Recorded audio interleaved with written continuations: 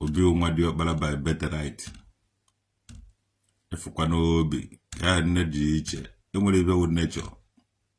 Maybe we will even. So only we title holder, Anambra State. Mathias Ezeaku. Mathias Ezeaku.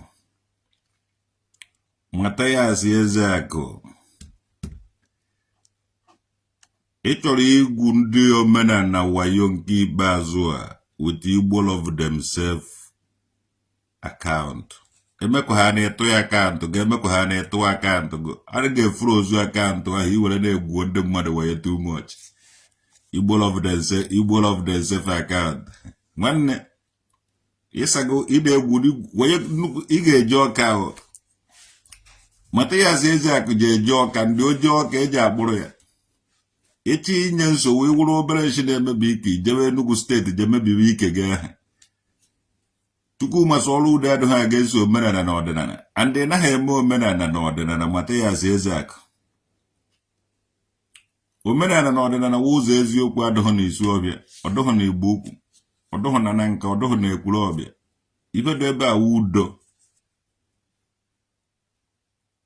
If I will look over men and ordinary who's Ezeaku Joss, if I would just cocktail, if I cock like cock or cocktail.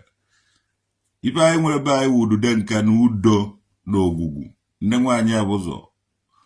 Udon care, udon cozo. Emil udos are a copa de buku. Where udon worry udonanka. Nananka. Where would dakwa, wagona bem. Where would den can a bem. So even in a man and another was Ezeaku fraud. Mathias. In a lotipa. And a couple of moto. Nele moto pass. Nele manka mancozo. Na he nebu 419. Imemu hibe kamoke. If you may win a mo 419 on Mathias. And then I want my game made this protest actually in Anambra State. Also go to Gunin on Enugu State. Ijaha na DJ. Mwana agwagaya. And when you wanna so go and make this protest. I got mandoshi na batana Anambra State. Also go sine America, ebo wona also kwara gosi. Mando foot soldier was on door na sponsor on the ground. Mathias Ezeaku, respect yourself. You need he gwa ichigu warning. Boys get tigers bote here. You not forget too much. You not a guy too much in Anambra State, yeah. Uhiki inezu. Look at it. Will I give metere na mbuka? Mwegi letere nana. Will I ga sponsor protest? Ogo one na asusu tubego.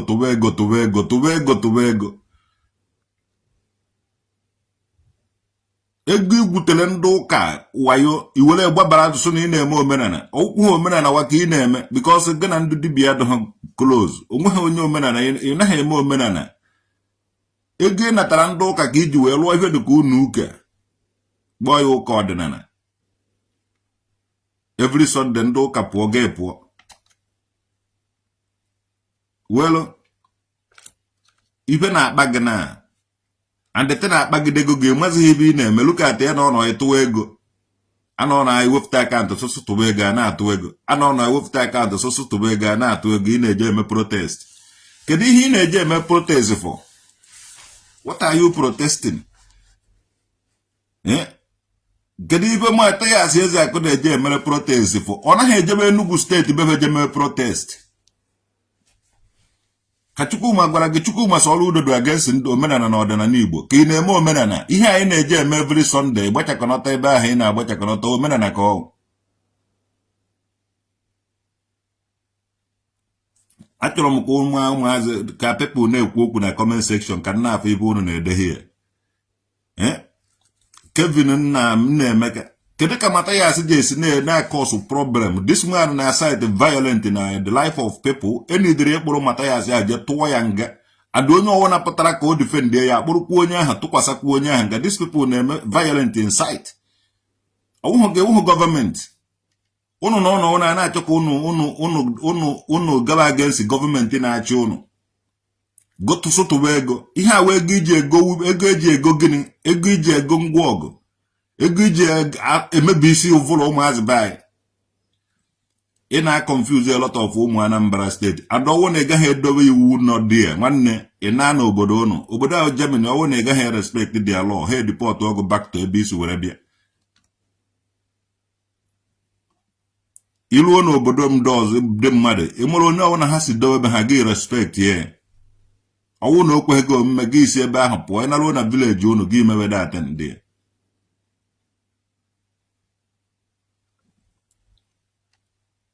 onye ọwụna na-edekive gịnị ka evangelist gịnị ka ụfọkaja so ụfọkaja to God who made me and you osubiri na ọsọ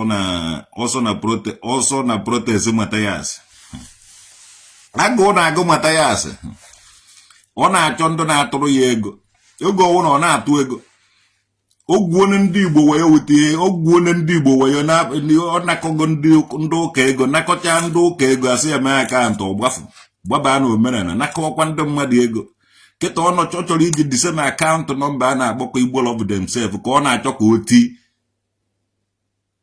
nna o ji ejegodo jee setụrụ ọwụ dị ndị ji Igbo of themselves ahụ were nakọrọ ego onwe protest ị na-eme na Anambra steeti ị gaghị eri the protest dị ya iri dị protest ebe ahụ onwe ihe ọwụ na-agụbara gị gbaba dị ya and onwe any damages ị kọsụrụ ebe ahụ onwe any life elu zuru ị ga-akwụ dị ụgwọ iwu gọọmenti onwe any life ọwụ na elu zuru na Anambra steeti because of this protest ị chọrọ ime go pay with go pay.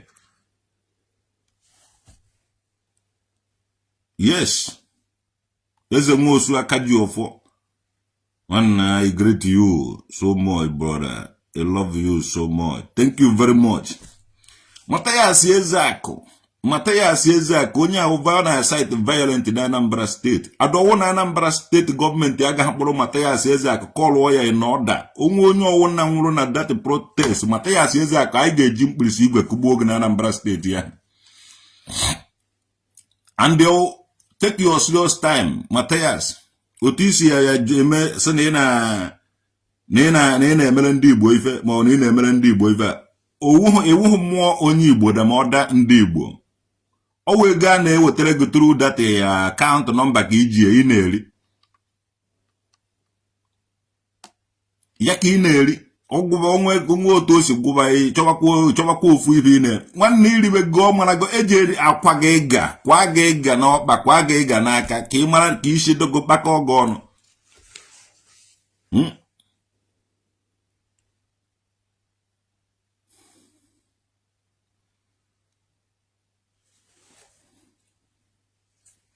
eji ejide Mathias kwa ya ịga n'ọkpa ọ na-eti violent na Anambra steeti ihe ọ gaghị eme nwunye n'Enugu steeti be ha egbughala onye Anambra boy ndị Anambra oje egbudo onwe na egbughala boy ịgbachala fa boy esetụrụ ọgụ hapụkwa gị nọrọ na Anambra steeti ịlụkwuo n'ụlọ na Anambra steeti wụrụ landlord imechi ihe niile still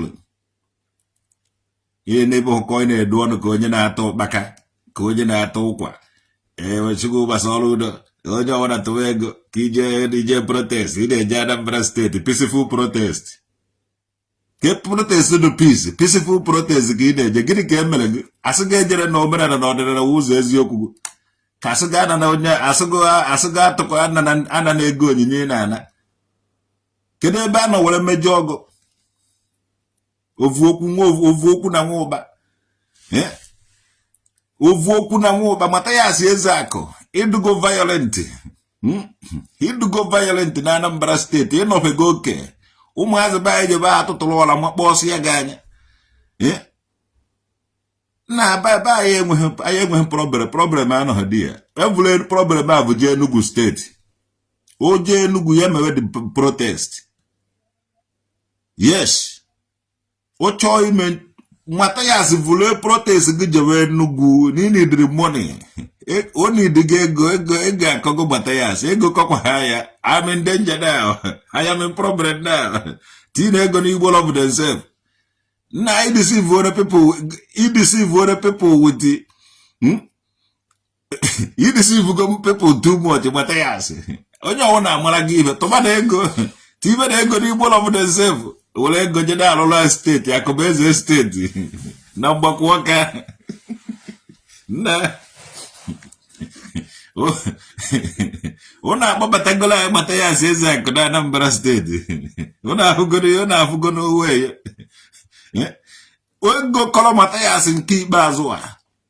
O dede nwanne nwanyị na America send 200k ka e were chata boss na abo. Onye ọwụda chọrọ onye onye can contribute na account Igbo of the save ka e were chata mụọ boss. Ọ nakwaghị eme akaụntụ ego ọwụ na a ga-etikọ ikete ebe a Mathias Ezeaku egbukwa n'ozu for this year again. Ọsọ gị jee na protest jee nwụọ ife ma ọ na etiri Mathias ego na Igbo of the save account. O were gị akaụntụ ahụ na ndị ụka ego ndị Igbo na-eje ụka. Mgbe ọ na-eme Igbo of themselves in the name of Jesus, o nwetara a lot of ndị ụka ma brother Paul Chigbuoka na-ebe akwa elukwe today. Ndụ Mathias wụfụ 419 kajara akaja. Ọ na-agụ ogwuo na ndị ụka na kọrọva. Ọsụ na ọ gbabara na omenala, ọ gbabataghị na omenala, ọ kwụsịrị somewhere. Ọ lụrụ ihe dọka ihe ndị ụka dịka onye eze Jizọs. Ọwụhụ omenala ka ọ na-eme. Ọbịa ụhụ ụka ka ọ na-eje. Ọ ka o were protect ego ahụ ọ natara ndị Igbo na-eje ụka with Igbo of themselves account ya.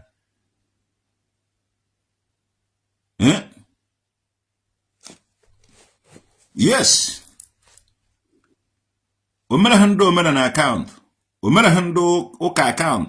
Ọ nakọrọ ego. And ha na-achụhịrị ya.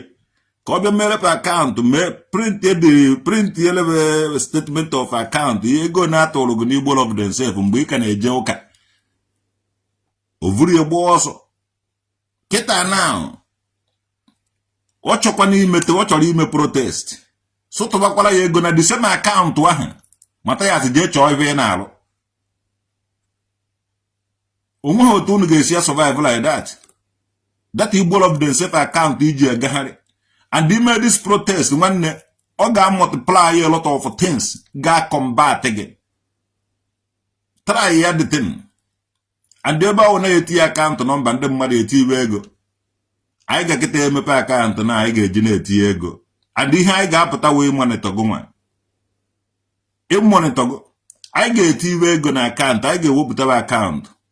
Ebe ọ ime ya nke ga-ahụ wayo because enwere a lot of men, a lot of people na-eri from the ego. Mana in the eyes of ndị Igbo, nwanne ọwayo ka ị na-egwu ha.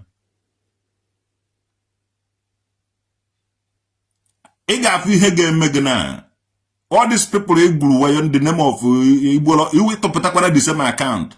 Ị kara iwepụta na omenala na ọdịnala bụ ụzọ eziokwu account. Iwerekwa the same account Igbo of themselves a nwanne ibere anaghị eme go and hide ọsịsọ. Ka ị chọrọ ka e were iwe mmakpọsị nwa ka ọ ga-ezigbote ihe ka ị mara dati na iwe na-ewe people igburu wayo. Ikwuru na ijere ndị gbuo wayo gbucha wayo na ndị buru ya nọta na Nigeria imebe na ị na-emere ndị mmadụ ibe nwanne Evans Nnewi Evans nke a go na Evans onwekwa ibe dị iche mana nke gị na ị na-hide ị na-ezo ezo.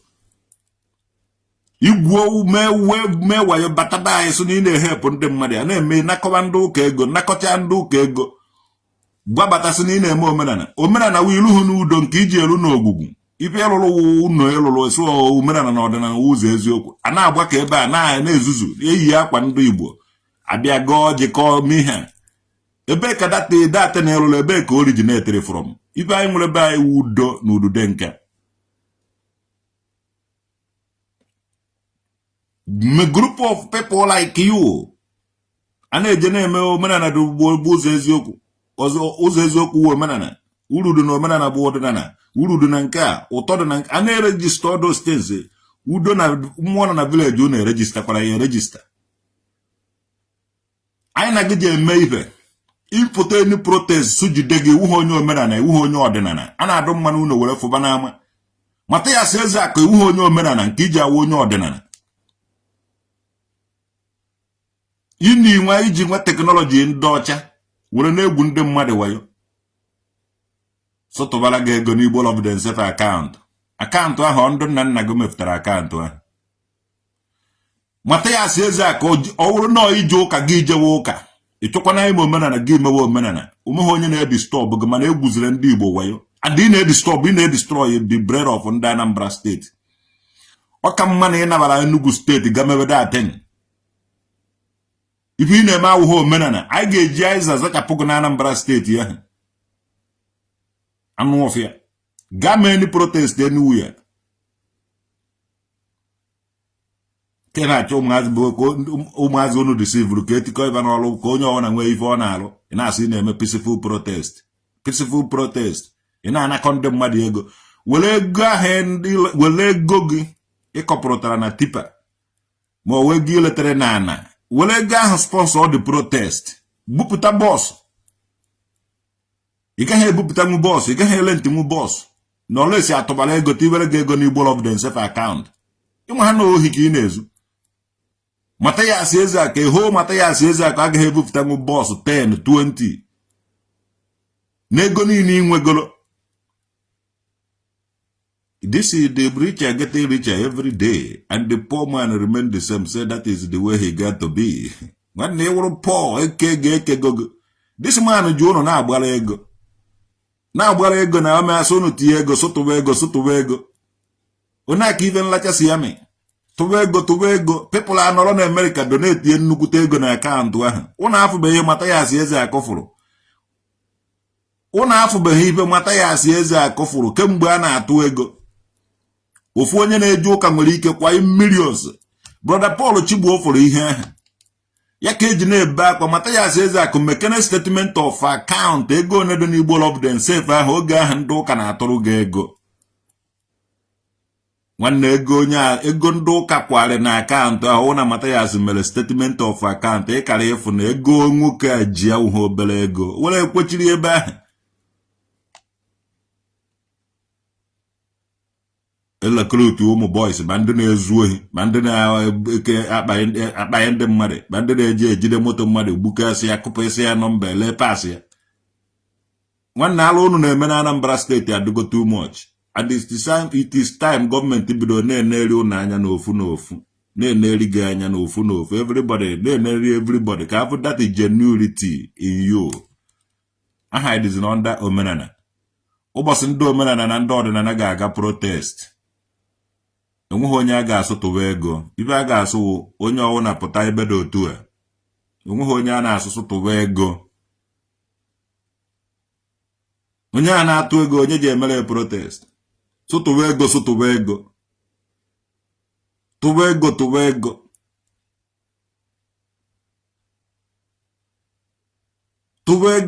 ego. Mathias ọwụrụ na ahụ ha ga na-atụ sefu ndị ka gị ji eme nsi. Ị nwere obi ọjọọ.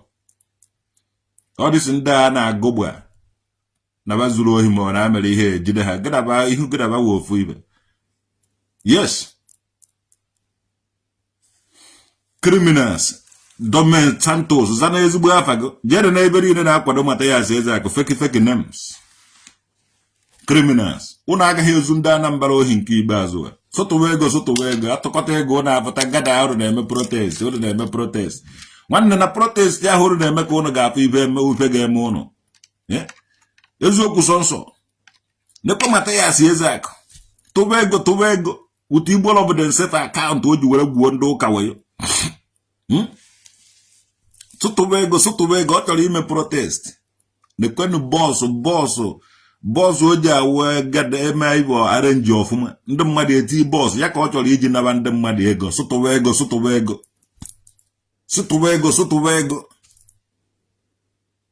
a na-atụrụ ya ego. Tụwa ego onweghị ego ka ọ chọrọ onweghị n'ibe isi ike a onweghị one dịsị ụmụ anụ ọfịa na-achalenji gọọmenti onwekweghị wọk ọfa nwere ike ikreti iti account number kwụsị tụba ego onye nwawo job onye nwawo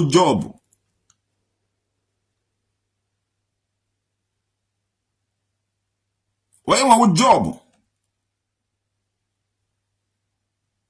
tụba ego ya nwawo job opportunity iwe na create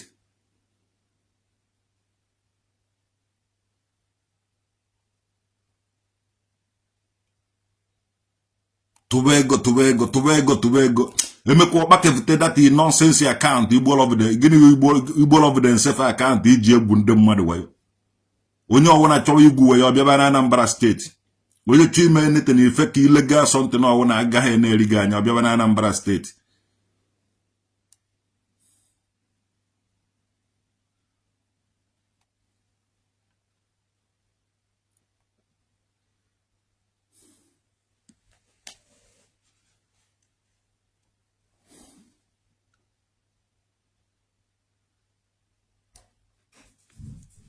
ọchọ ka anyị kpakọrọ Enugu steeti ma ọchọ ka anyị bịa ka dịtị dem protest dị ya ka anyị mara onye na-etiri protest anyị nwụrụ ndị omenala na ọdịnala Anambra steeti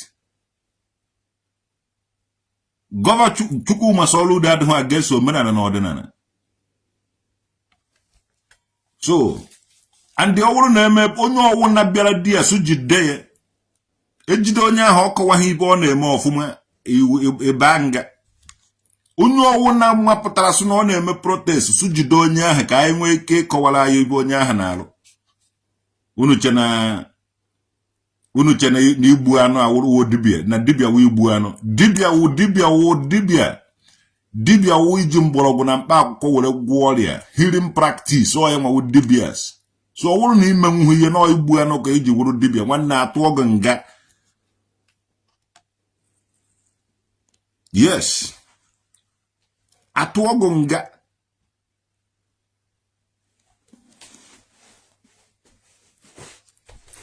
dị na-ezuzu Mathias just respect yourself. You make one noise again. You make one enough of this noise in Anambra State. Enough of all this noise and the inciting violence in people. Because of you, maybe ija ganga. I tell you. And you know when I put you nebe no keta. You because of Mathias Ezeaku maybe even Anambra State. Mathias Ezeaku will pay for that. Yes. He will pay for that. The quick ball yag.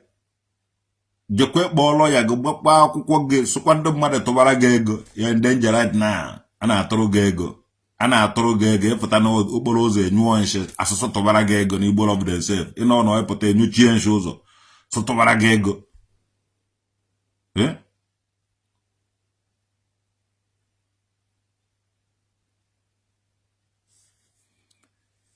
anyị nwa nọ n'obodo a na-ene omenala na ọdịnala Igbo anya omenala na ọdịnala Igbo enweghị ike ịnwụ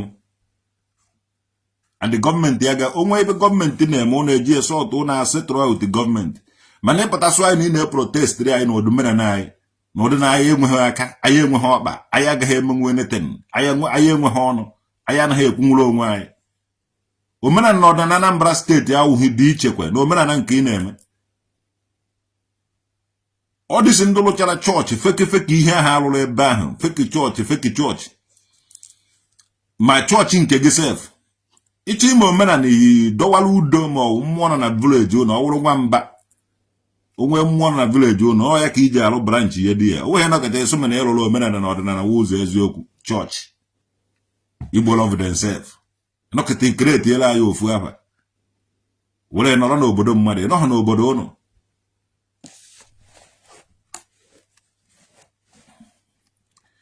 so one og respect yo onwe gị ọ dịsị ndị oshi niile nọ na Anambra steeti ị na-recruit ndị oshi ya na-eme agbụgo onye ejide ụmụ Anambra bidogo tekibe dozibe bebe ọsịsọ protect bebe ha ma anyị ga-eneri Mathias Ezeaku anya anyị ga-eneri gị anya adịa na-eri gị anya ọsọ ka iji eji agbapụ na Anambra steeti ya anyị ga-eneri gị anya ọfụma onye tinye ego n'eni ihe ma were ego gị Mathias Ezeaku were ego gị sponsor the protest asụzire ndị mmadụ batụbara gị ego atụrụ gị adịgo too much adị onweghị ibe iji ya eme ndị ụka enuri ndị ego ndị ụka tụọrọ gị n'Igbo of themselves ikweghị emerebe akaụntụ a na-achụ gị ka ime akaụntụ gị gbafu gbabata na omenala ndị omenala nakwa na-eche na enwetago mmadụ amaghị na enweghị omenala ka ị na-eme na ijere lụkwa ife dị ka ife ndị ụka everyday a na-atụ ndị ụka na-atụrụ ndị ụka ego onyinye a na-atụrụ gị ego onyinye tata awụrụgo Friday echi Saturday nwanne echi Sunday ijewara ụka nke gị ndị ụka ejewara ụka nke gị a na-atụrụ gị ego dị other side a na-atụrụ gị ego dị side nke gị ego ahụ a na-atụrụ gị ezuru gị ime protest ego ahụ a na-atụrụ gị ozurughị gị ịha ya ta bọọsụ na-abamaọwa ịtọ plus 200,000 nwaanyị wana nke nwanne gị nwaanyị na America sendiri gị ego ahụ ezuru gị Mathias that money ozuru gị ịha ya bọọsụ wana a na-aha ya eji eme protest ego one ka a na-akwụ na ya the 419 na-ewu of in the ship cloth ego ahụ a na-atụrụ gị ego niile anyị na-eme ka ozughị ite bọọsụ Mathias were ego gị fọndụ were ego gị your own money na ọ bụrụ na ị nwere one weta ego gị tii bọọsụ vụfụta bọọsụ ọgwụ ọ dị founder of Igbo of themselves ego akwari gị ebe ahụ ma ego Ifeanyị Ụbaba ego ndị politicians kwari gị ebe ahụ awụghị obere ego brother Paul Chigbuofuru dị ego na-ebe gume akaụntụ goprint statement of account ego na ebe ahụ buru ibu gị vuo dị ego fiam dodge ya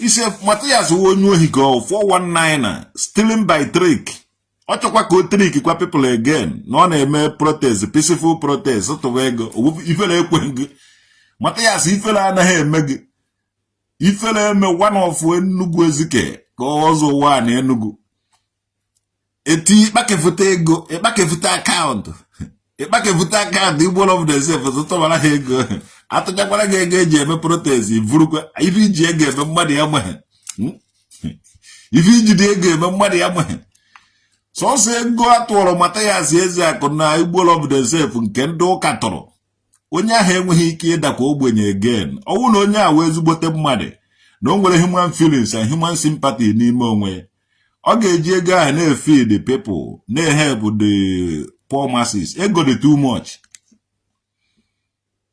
yes ego dị too much onye awa onye na-eme ka ego in emotion of people other idea ọrụ azọ Igbo ndụ ọ na-enyere Igbo aka atọ eze n'ugbo ka ewuwe ọzọ Igbo ndụ atọ eze n'ugbo ọ ya nwewe ọzọ Igbo ndụ ọ na-ewere ego na-enyo that is o were ego ya onye kata ndị mmadụ ego ọ naghị asụsụ tụwa ego atọ eze n'ugbo o nweghị ike ịsụ ndị mmadụ tụwa ego ọ na-enye a na-evufụta ego vụrụ ego na-eke okekata ego ị mara na onye awụ ọga mmadụ iri eziokwu na-agwa gị ọwa atọ eze na ukpowu onye na-eme ibe onye ọwụ na ma anya ya Mathias Ezeaku nwere fọmat ọnụ sụtụwa ego atụchakwa ha n'ego ahụ vuo dị ego nweghị ike ime akaụntụ ime ọmachapụta ka mkpọrọ amụ ọ na-eme nke ọzọ o tinye akaụntụ ahụ o ji egwu ndị mmadụ wayo n'ekwuo common protest ka ị na-etinye ego ị na-etinye diseme akaụntụ ahụ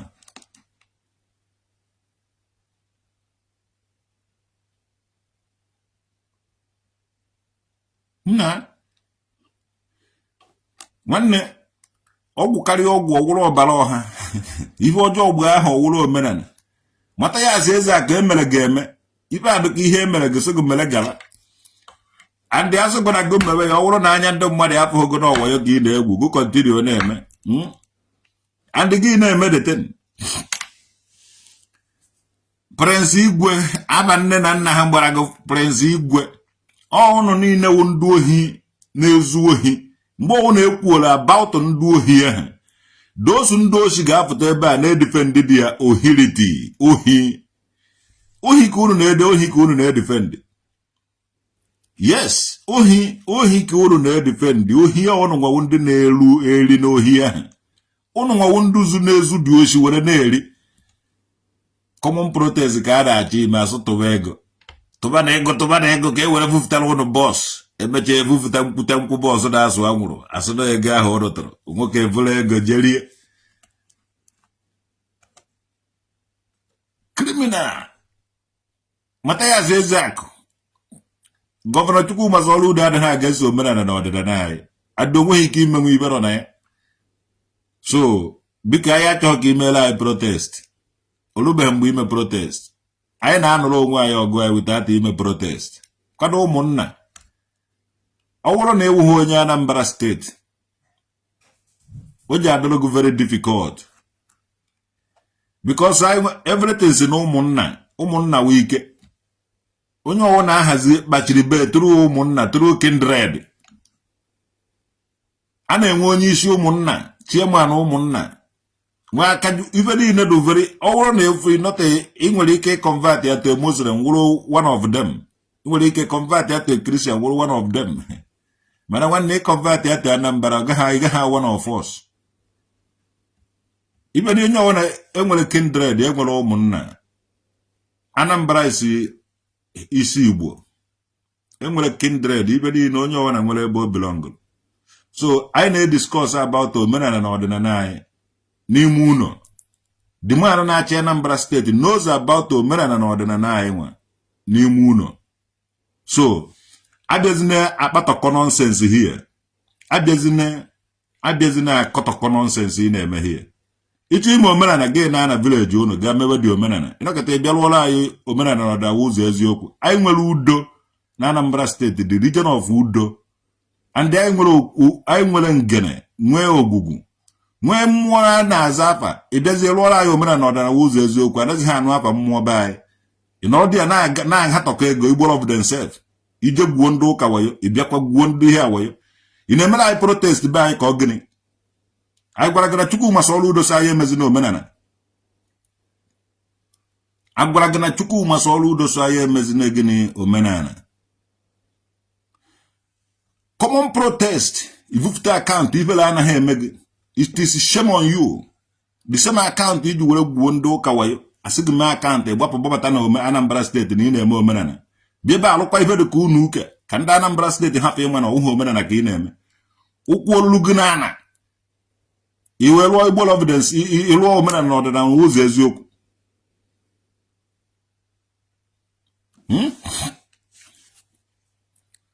take your serious time ime protest ahụ ị nwere ike ije ha akpụrụ gị akpụrụ gị akwa ọkụkọ ji aka gị mma ọ dị gị ka ịla ndịgo mana ịnwe anwa zuzuo ihe ahụ ị chọrọ izuzu ọkwa akpụọ gị ma ndị niile ga-etinye ego na akaụntụ gị ahụ nke ikpeazụ akpụọ fa ncha niile ka amara otu ha ga-esi eti nwere violent na Anambra be anyị ahụ yes ka anyị mara otu a ga-esi ka anyị mara ndị ga-etiri anyị ọgbụ aghara na Anambra steeti nwanne ọ bụrụ na ị ga-eme nwunye bịa tiri anyị ọgbụ aghara be anyị ọ bụrụ na ị ga-eme nwunye bịa tiri anyị ọgbụ aghara na Anambra steeti kwa photo of gịnị ka ma organize that a ga-akpọ ụnụ a ga-eme ka sure that na edowere ebe a ga-akwaba asị ụnụ niile ka a mara onye ga-esi ebe ahụ pụta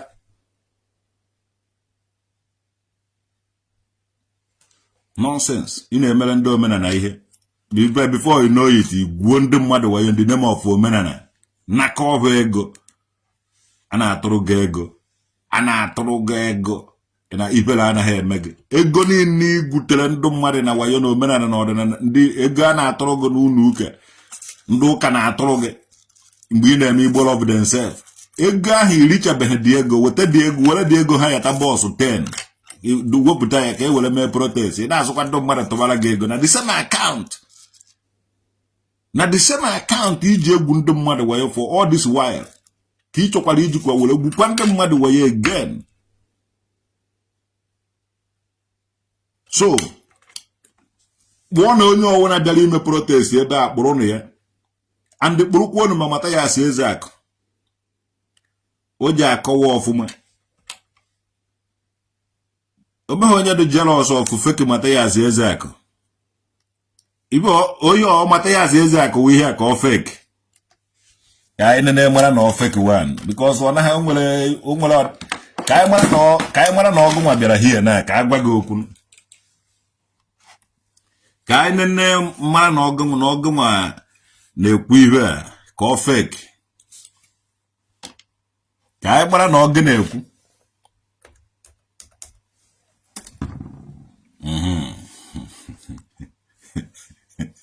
ka anyị mara na Mathias Ezeaku na-ekwu ihe a ka ọ fake account.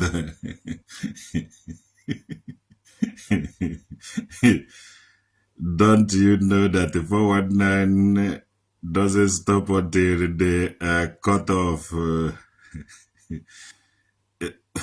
Ka anyị mara na Mathias na-ede ihe a dekọ again ka anyị mara na ọgụ na-ede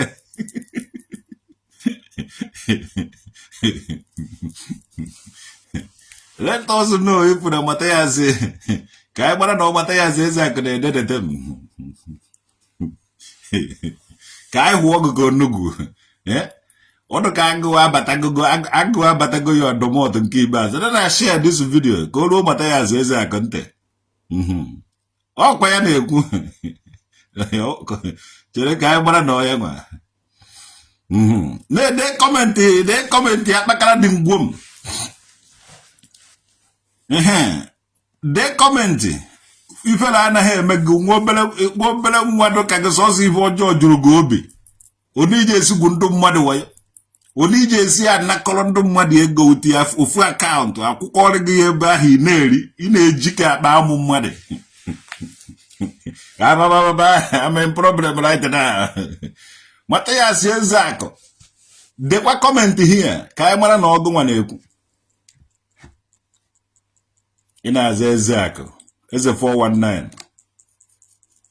anakọta ya tụbara gị ego ka ị na-asite violent in the life of ụmụ Anambra. Nonsense.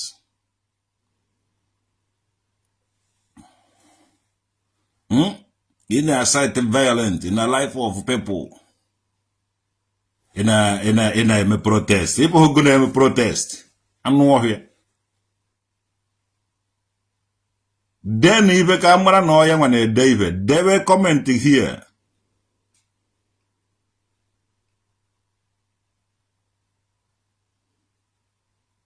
ịnwa anwata isi si na-eme protest ebe a ga-akpụ gị ka akpụzie gị ka mara onye ga-ekwu okwu ozugbo adị ka akpụrụ gị ka anyị mara onye ga-ekwu okwu.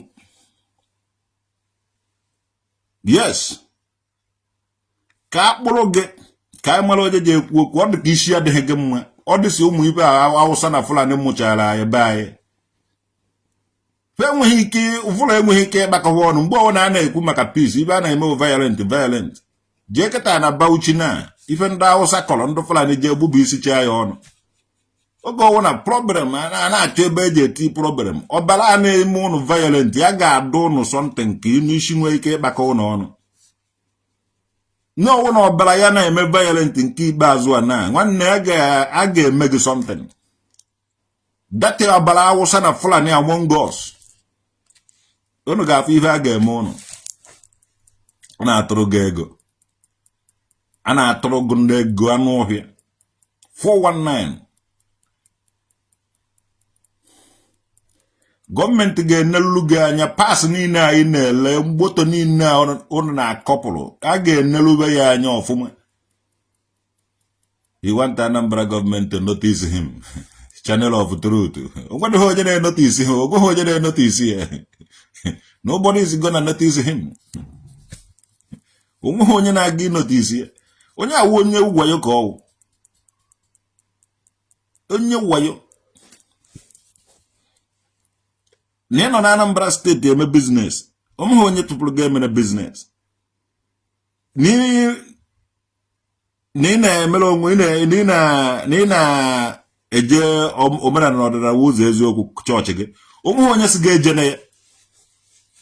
So ka isi ihe ị ga-eji na-anọrọzie the place na-ekwutọ ndị wee nọbe ha nwanne nwụrụ gụ nwa ha bọndụrụ ọgwụ bakta Enugu ọsịsọ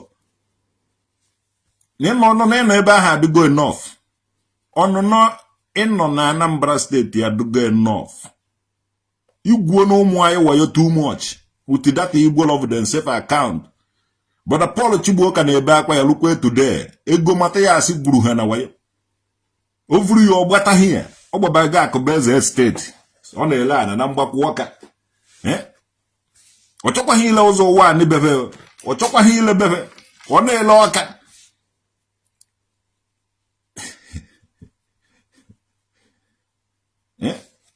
chere ka anyị hụ kọmentị ị na-ede Chineke kedu onye bịa ụlọ blọkụrụ Mathias wa na blọkụ ọ bụghị ya na-ede ihe ahụ kedu onye blọkụrụ ya biko a blọkụzina ka m nwee ike ịmara onye na ọya nwa na-ede ihe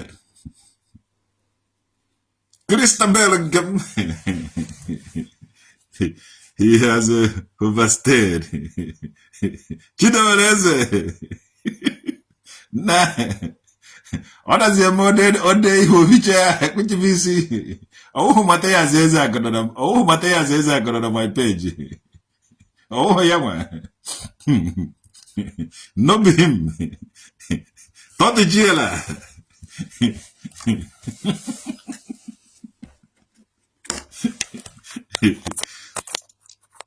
we will take your page down Kazo Buddha's okpe you take one page mudada ịmara na ụhụ Germany ka nọ ị gaghị take nwe down ọsịsọ nke unu take down agafego mana ogwe ga take this my page down ọ dịka ha ka ọsọkwara go je vote new ọsịsọ ndị nwe obodo na-anụrụ onwe ha ọgụ ndị nwe ebe jizi aka ba anụ ọgụ I ga defend obodo anyị and unu chọọ ọgụ onye winụrụ ba nke ikpeazụ a n'obodo a na nwanne chọọ ọgụ anyway anyị ga-ewetara gị ọgụ yes nwa mbọsị amụrụ dike na mba ka amụrụ ibe unu jere mụta ụmụazị na-ezu ohi ịmaghị na ndị ahụ unu na-ezu ohi mụtara ndị ji eji egbo gbawa isi unu yes mgbe ndị Anambra steeti jere ije gba mbọ Mathias Ezeaku bịa nọrọ na Anambra steeti na-agba mbọ na-akpa ndị na-agba mbọ mana kịta ọ dụzie ka ọ chọrọ ime protest nwanne inwe anwa mee protest ya ị ga-ana ebe isi bịa yes onweghị backup page ya fa agaghị akwatunwu page ma ọsịsọ they will never bring this page down akwụrụgo onwe na akwụrụgo m ọsịsọ ma even pass the through were prepare this one you have everything submitted were una agaghị eweta nwe ibe m nwetara nji hold my page ọsịsọ Mathias Ezeaku all this ụmụ ohi ndị oshi na-recruit na Anambra steeti because on ndị oshi ka ị na-recruit nyekọcha ha telefon ha ji hack page ndị mmadụ onye ekweghị n'ibe ikwuru so Anambra steeti gọọmenti ga-enelu gị anya akpụrụ gị ebido na call people monitor even activities ihuru na akpa na phone okwa like this also ka ị ga-eji agba also ka ị ga-eji agba na Anambra steeti because onwe onye kwere na-eri gị anya before ị na-ezuzu mgbe a na-eri gị anya kịta ị ga-amadata na ma ego niile ahụ ọ chọrọ iweta religious problem na Anambra steeti mana ọ gaghị emenwu ya ma ego niile ahụ ndị mmadụ na-atụrụ gị ị ga-agbọ dị ego igogbuo na dị ego yes onye oshike iwu gọwụ na na-eme ọnụ gwagwagwagwa ihu mụ na gị oyiri itebe brichin cream niile nọ ya n'ụwa na ị ga-achanwu ka m so mụ na gị agba agbụghị ofu ibe baa ya ahụ wa n'ọcha mind wu n'isi eweta violent that place ede achọghị violent amụ ihe nji na-agwa gị mind how you are bringing violent or religious problem in Anambra state because ị gaghị emenwu ibe nọ na the people ị gaghị emenwu ibe nọ na ndị Anambra steeti dị stand there on you ife a ga-eme gị Mathias amụkwa m ibe eji na-agwa gị ihe a iwedukwa ewe onye ọwụna gbakpukwa ezo gbakpuo ga-azụ ịga dati protest ije ha anọta ya amụkwa m ibe eji na-agwa gị ịga dati protest nọta ya mara na Anambra steeti enweghị men. There is a group of people who hate the Igbos sponsored him. Yes, The people hate the Igbo. Now sponsor Mathias Ezeaku. Now he can testify it. The people now like him Igbo. Now kwado that Mathias. Opposition Chukuma Solo opposition under Kalime Anambra State. Ne send that man. Ne ego. This man make the hijack IPOB. IPOB ne meve. When I register under Nigerian government, because I believe in the Nigerian government would be an enemy. Then Mathias Ezeaku full everything register under Nigeria. They use Nigerian police we na surprise umunne and Biafra.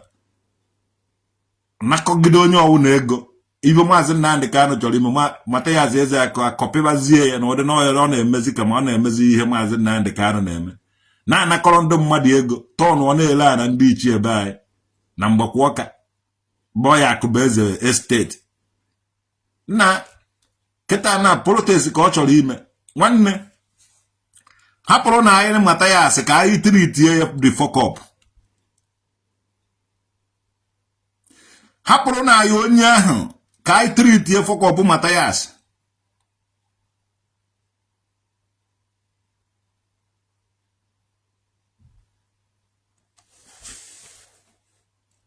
Uno hapola Mathias ka I nalu treat ye the fuck up. But the government is a me for that na government in Luhanya. I will treat the fuck up. One nigga respect you go. That place, you know, is the land of people. And they give respect to your people. I got it, I'm no bend them mad to peace. Even those people no outside. Because I get mega MML. I would have had none. The haters of Anambra State actually with the violent in Anambra State through protest. Uno jishike na uno ga abia na una agahana. Uno ga abata dia una agahana. I tell you, uno ga mecha tie haba. O iwe ji akpọ mmụọ ahụ haba. That mmụọ ahụ mere iwe ji tie haba. Ana akpọzi haba agụrụ. That mmụọ ga visit uno kwa again. Adi uno ga etikwe haba. All the sponsors under that took out your body by maybe see by may take you over. Mando Biali, Kelibe, Kelika take by no to be Mathias in Anambra State. They want to use him to destroy Igboland in the name of fighting Christianity. Yaman onwe ana he mo menana. Mathias ana he mo menana. Mathias no o uha onyanwe nkoji awu anu ana. Oha anu nkoji awu anu ana. Ochi Igbo menana ana adu mmanu no wele pụba na ama ya ga-abido be ha be nna ya. Omenana be nna ya na nke ebe ahụ nọ na fight ya wuho ofu ihe. Ibe ahụ na-emebe anyị na Anambra State ọ gaghị eme na Enugu State be ha. Ndị Enugu State be ha ama ha about it. Ife ya ọnụ ngọ na-aga ọjị na-atụ nzu ndị bụ na ọ na-abịa ọnụ nga atụ nzu ata aga ọjị. Nonsense.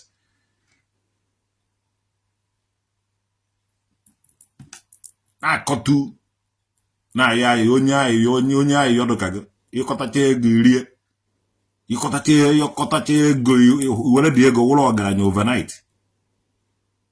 na-akpasukwere m iwe share ya do this video ka o luo data ya n'ọbịa ntị ị na-achọ iti ọgba aghara na Anambra State. Take your time. Governor of Enugu State mụrụkwa mmadụ nwere ike na ofu ebe sponsor protest kpọọ ya peaceful protest vote na your state. Ejekọ m afọ kwa my protest na Enugu State yo. Awụ na ọdịka ihe a na-eme ndị Enugu State gadabanụ mụnwa traditional okede ga-edori unu nkwụ dori unu mmanya unu ga-eme protest na Enugu State. M ga-agada people ka eme protest na Enugu State. Ebe a na-eme ebe ọ dịka ihe ha dị and onye a ga-ekwu ọdụ okwu agba ya nkịtị ndị agụ na-eche mba ma ndị operation udo ga-achị agabeghị vuru ya.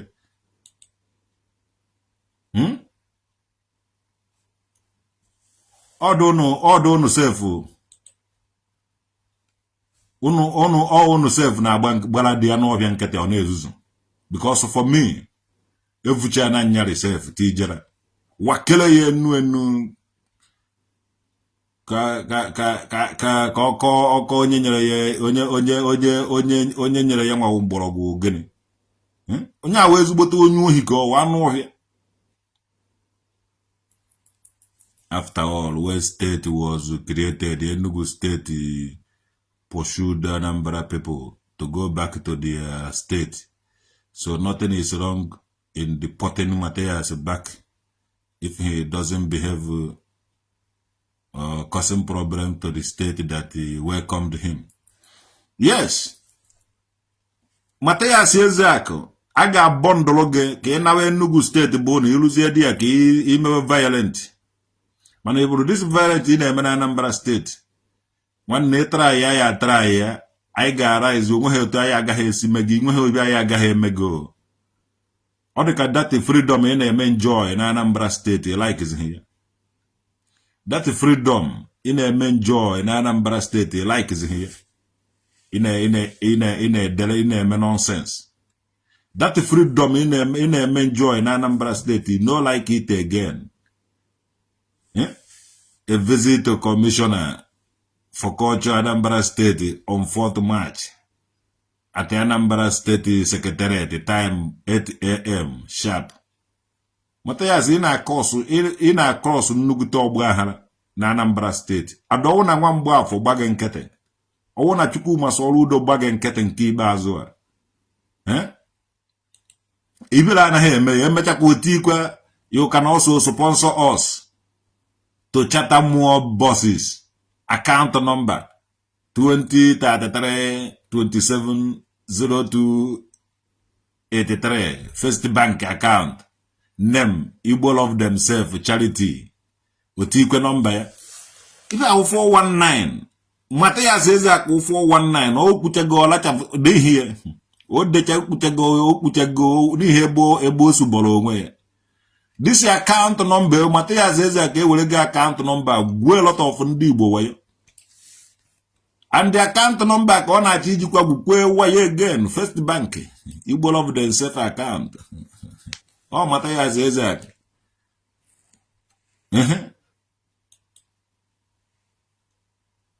When a sister said they were $136, about it to 200 naira here. Otigo ebe from US.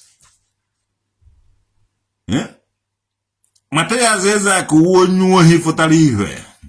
Ka m ga-post ibe ahụ post here. M ga-post here ka ọrọfụ. Account number o ji egwu ndị mmadụ wa Igbo of themselves account.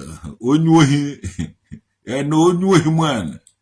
There was a criminal who is living in Anambra State. He is a businessman. Ọ na-ele mbuke na mkpọ ka ọ na mbuke obosi. This man is called Mathias Ezeaku. Mathias Ezeaku. Criminal. He's hiding under many things to cover up his atrocity. But oh, knew he go. Mathias wonyu he gribati ọkpara Mathias wonyu he go. Ndị oshi na-enyere ụlọ aka.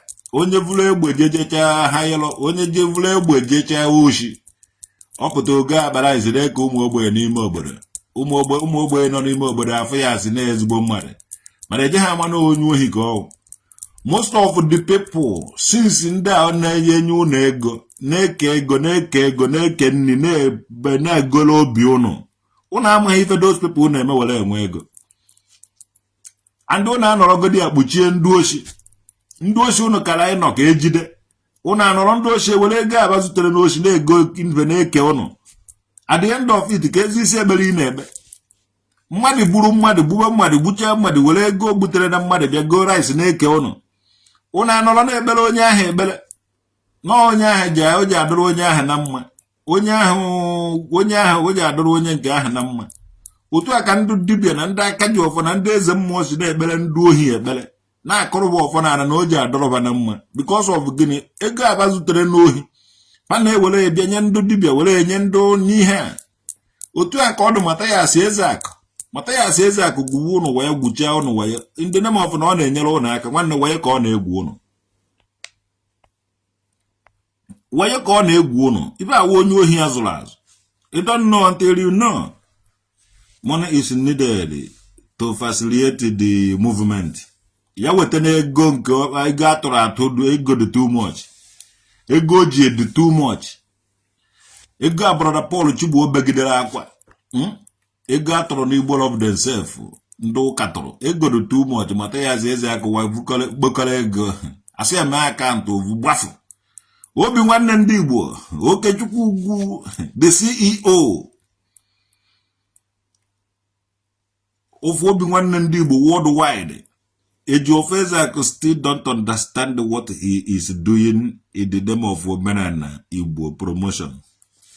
Nwanne onye awa onye agụgụrụ Mathias ebe na ọ dị ka onye agụrụ. Mathias dị ka onye agụ so agụgụ wara ya agba were mebe ibe ahụ eji anya ọma eme ibe ahụ ọ na-eme. Ịbụ okongwu dibịa.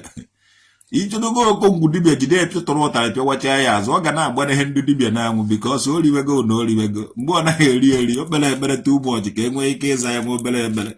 So mgbe a zaziri ya nwe obere ekpere ọ na-eti ndị mmadụ na Facebook a na-achọrọ ya ego o riwego ọnụ na o riwego ọnụ onye ka ọ dị Ezeaku onye ịbụ na ọ dị ka onye agụrụ na-agụ ọnụ agụ apịara ya ọnụ one side. So ọ dabazie atụbazie ego ndị Igbo of themselves fụrụ ya asị onye agụrụ ọwụghị ya ndị ụka fụrụ Mathias Ezeaku asị onye agụrụ then ebidozie nyebezie ya ego mgbe aka o ji fufutazie karakta ya ego dị too much ọ narie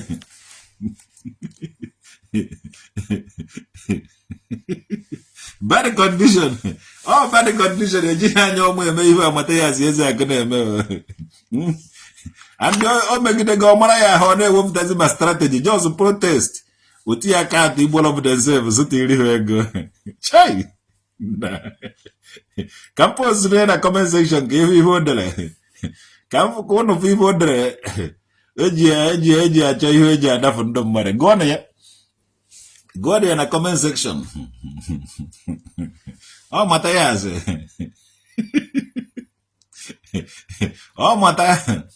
ọ nọ na Anambra State the home of millionaires. So ife ọ na emere anara ndị Anambra ego. A visit to Commissioner of Culture Anambra State on 4th of March at Anambra State Secretariat. Time is 8 a.m. One of our beloved sister based in the USA just donated the sum of 200K to charter 2 big boss to our upcoming Anambra State Omenana visit to the Commissioner of Culture Anambra State, which will hold on 4th of March 2025. Time is 8 a.m. very early in the morning. Don't miss it. This is the time to speak for right. You can also sponsor us. Chatter more bosses. Account. Just to chatter more bosses. What is the account? Account don't do what you Chai! Onye na ya format. It will send him 50K. You know, targeted aqua money to pay for chai. Nah, you are wayo Mathias Ezeaku na Anambra State na egwu ndị Anambra wayo. You want to be talk of that. Nena anyị nwa hafuru udo na udude nke anyị na-apịrị ya wute Chukwu masọrọ udo adị Chukwu masọrọ udo anaghị emebiri ya omenala anyị ọdụ ha ga-eso omenala anyị na-apịrị ya life ife dụrụ anyị nwa ji isi vuru.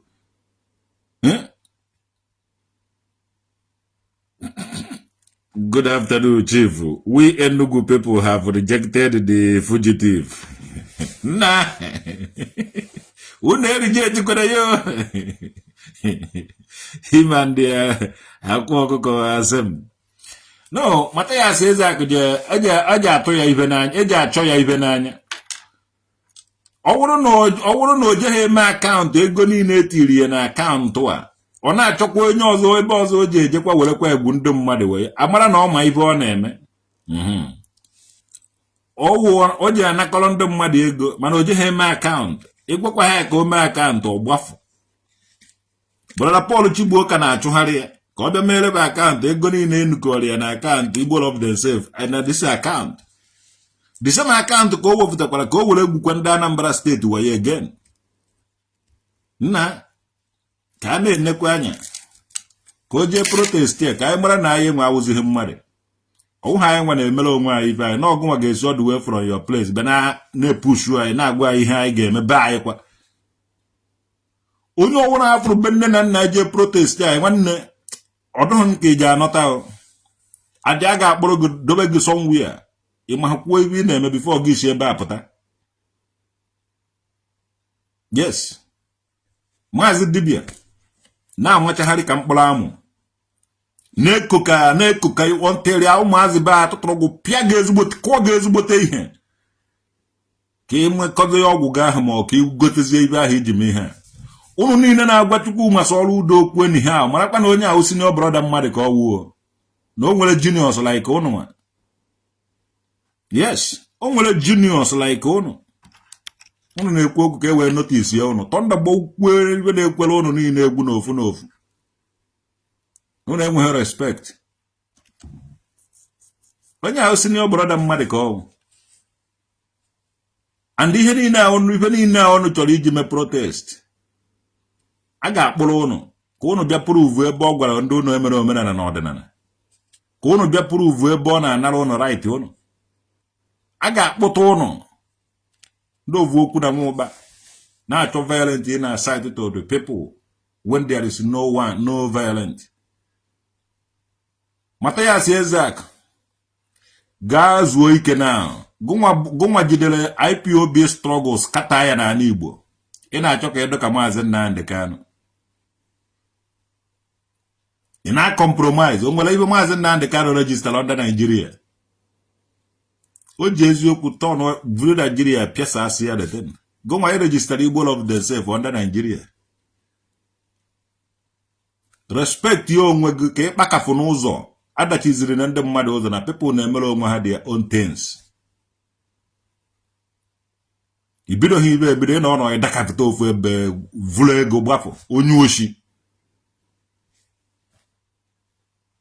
Mathias wụ ezigbote onye ohi ka ọ gwuo na lot of people wayo with this Igbo of themselves kemgbe ebido otu ibe akaụntụ Igbo of themselves aka Mathias bidoro gwuwe wayo ever since then ego niile na-abadi ya mee statement of account ka mara ego one na-anọdụ ya ọ gaghị ekwekwu ikwukarị ọgbabara side ya na-recruit ụmụ touts ọ dịsị ndị oshi na na-akụji isi aka na ọba gwụkwa ndị otu Mathias ibe niile a na-esogharị ya gịnị ka ba na-alụ na-eje eme protest tụkpọ 1 naira again ego na ị ga-eme akaụntụ ego niile na-abata na data Igbo of themselves ibido kwụba tax ama ego tax na-enu ego ahụ ị gaghị handle ọdụ ego a n'obodo ahụ Germany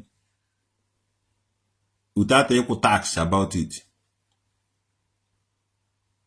Okechukwu ugwu ị gaghị handle ọdụ ego a n'obodo a mana gọnọ without ịkwụ tax nke anyị oji adụ iche na Anambra steeti Mathias Ezeaku ji eme statement of account Igbo of themselves ego one n'ebe ahụ ka a mara ego one a ga-anara ya yes ije na bank iwere ego a na-anago bank charges ibe ọwụ na ị na-eme n'obodo a na-anago ego ya everything n'obodo a na-etinye ego so nke be anyị ọ naghị adụ iche nwanne a ga-eti gị na kọmputa Mathias checkmate tie gị ịgbagharịzire ka mkpụrụ amụ ogwe protest ị na-aga onye bụrụ Mathias Ezeaku jide ya men ya arrest immediately onwe protest ọ na-aga ọ ga-eme akaụntụ ego niile etikọrọ ya na data akaụntụ ọ gwara na ka ọha n'ọnụ onye afro tata asụpụkwa ya eche ndụ mmiri ndụ azụ ndụ nwoke ndụ nwaanyị ọchọ ka ọ ga-eme ụlọ ọdachi eje ha ekwe onye na-achọ ka o tinye violent na village unu ga-enweta violent na village ya na ife o ji atụrụ mmadụ ka eji atụrụ onye ahụ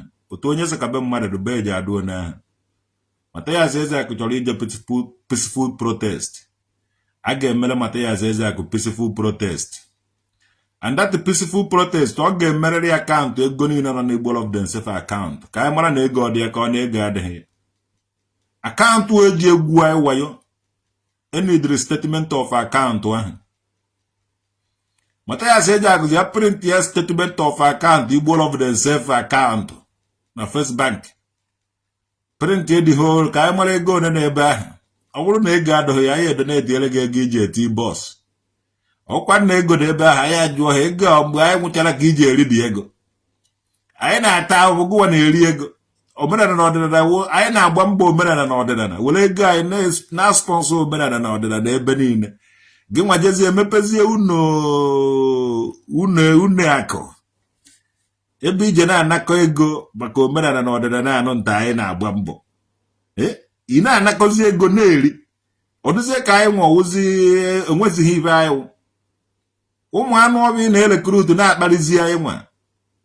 Mathias ime ogboro na njegoro beri na parliament je discuss about omenala na ọdịnala nke anyị na-eme today. Ịmana ego m ka m ji afọ ndụ ya. Just common ị na-eje protest sụtatụba ego iji etiri ha bọs.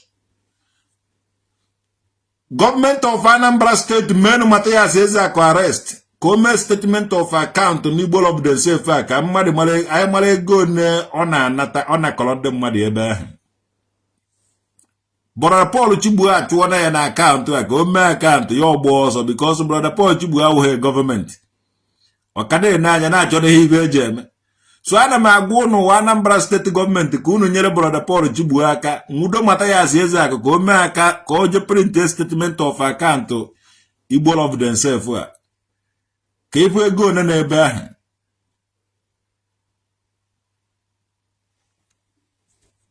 Ka ifu ego one n'ebe ahụ. This man na-efuru Ezeaku ọ nazi aza Ezeaku eze mone na ego ndụba anyị tụrụ atụ n'Igbo of themselves akaụntụ a ọ kpachie ya ọ chọghị imere gị akaụntụ.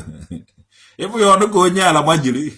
I mean dangerous na tụbada ego ịtụcha ego ahụ ọ nakpuru ọ na-eri dị ego otu nwunye ya ọ mụọ na ụmụ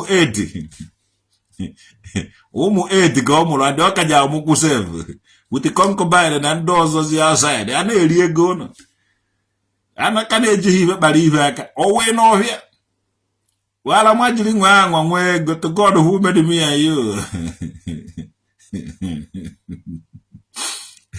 We can't bring one of the tipper he coupled for this to use it for transportation. Okay, me Soto So Anambra State nekweno bono zowa Mathias Ezeaku tiri ụlọ ọgbọ aghara bọọdụ ibe o ji eme were moto na wara bebe.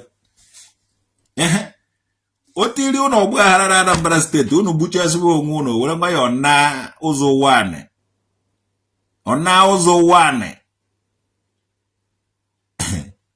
Nekweno onye a ọkwụ tiri ụlọ ọgbọ aghara ọ narị ebe ya.